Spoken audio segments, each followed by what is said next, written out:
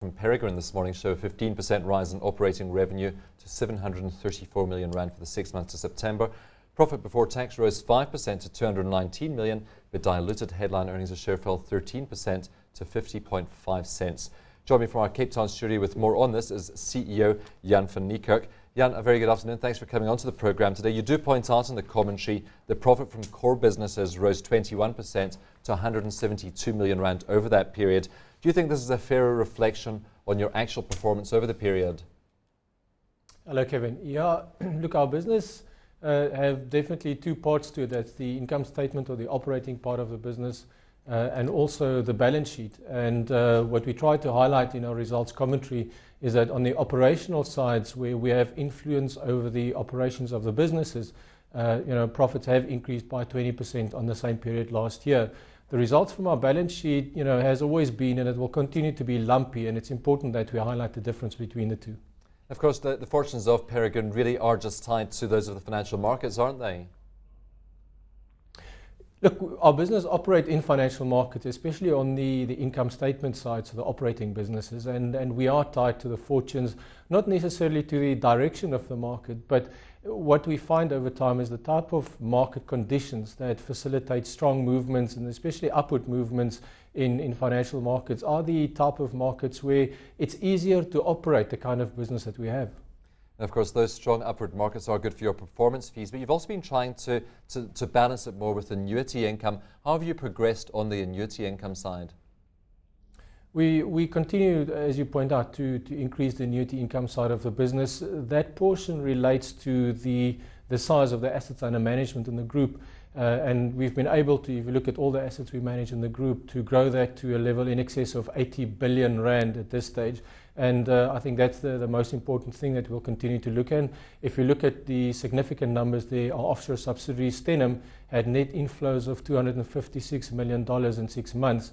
If you compare that to the hedge fund industry in South Africa and you multiply and calculate the rand value, that's quite a significant number relative to the whole of the size of the industry in South Africa.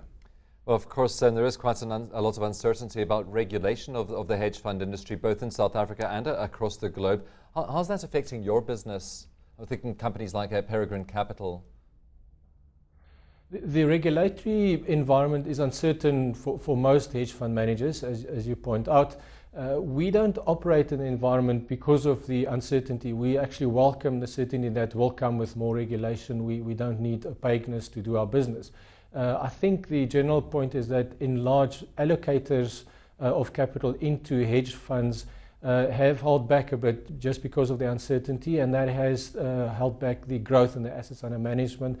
But I think it's important to point out that most of our hedge fund managers have a finite limit in terms of the amount of assets they can manage. Preferably, many hedge funds would close their doors to new inflows at the optimum size. And you mentioned Peregrine Capital. That's a business that have not taken new inflows on a net basis for quite a long time because they're very, very comfortable with the size of their assets. Of course, we have seen some hedge funds closing their doors altogether in South Africa. Is this good for Peregrine Capital in the longer term? Look, I think, in the hedge fund space, we don't compete with each other as aggressively as typically long-only managers. We're all part of the market. There's enough of a market out there for all of us to survive. I think what the closure of hedge fund managers mean is that this idea that the hedge fund world was, just an easy place to operate has been proven to be wrong. It operates just like any other economic activity. The market forces will mean that some businesses survive and some businesses close down and move on. And I think it creates a better operating environment, and it also creates more trust in the system for those people allocating money to hedge fund managers. Yeah, right at the beginning of this year, so the end of your previous financial year, things were looking quite a bit brighter and a bit more certain, perhaps. Seems to have lost a bit of momentum. Are you feeling this in your businesses?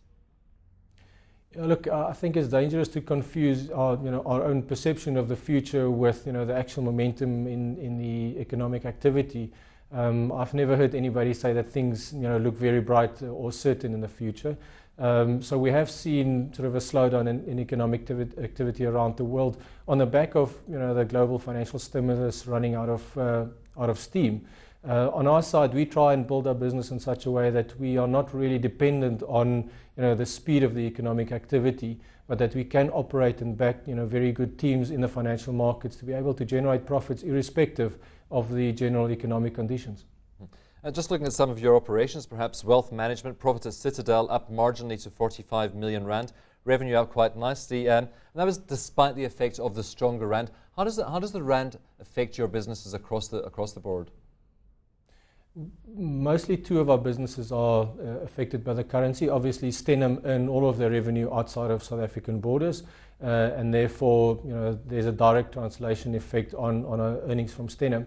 A large portion of Citadel's earnings are generated offshore, and that's also influenced by the currency. I think it's important to notice that there's a difference between the way the currency affects Citadel as a company's profits and the way it affects Citadel as clients' portfolios, because as a company we have taken steps to hedge out quite a bit of the currency effect on our client portfolios. We haven't implemented the same strategy for the business because that's not how we do business. But I think it is important to make that point. How about broking and structuring? And here is Peregrine Securities, of course, a difficult operating environment. In fact, we've seen some of your smaller competitors slowly leaving the market. Good for you in the longer run? Yeah, it's always nice to operate in a place, or better to operate in a place where competition is less. But the stockbroking environment is tough, and I think most people in that space will confirm that. I have to admit that the team running Peregrine Securities is exceptional at what they do. Their clients respect them, think they're very good at the services they deliver, and also they've been building out the services and the lines of business that they deliver to their clients, and that's been part of why they've been able to achieve a 20% increase in their contribution to our profitability.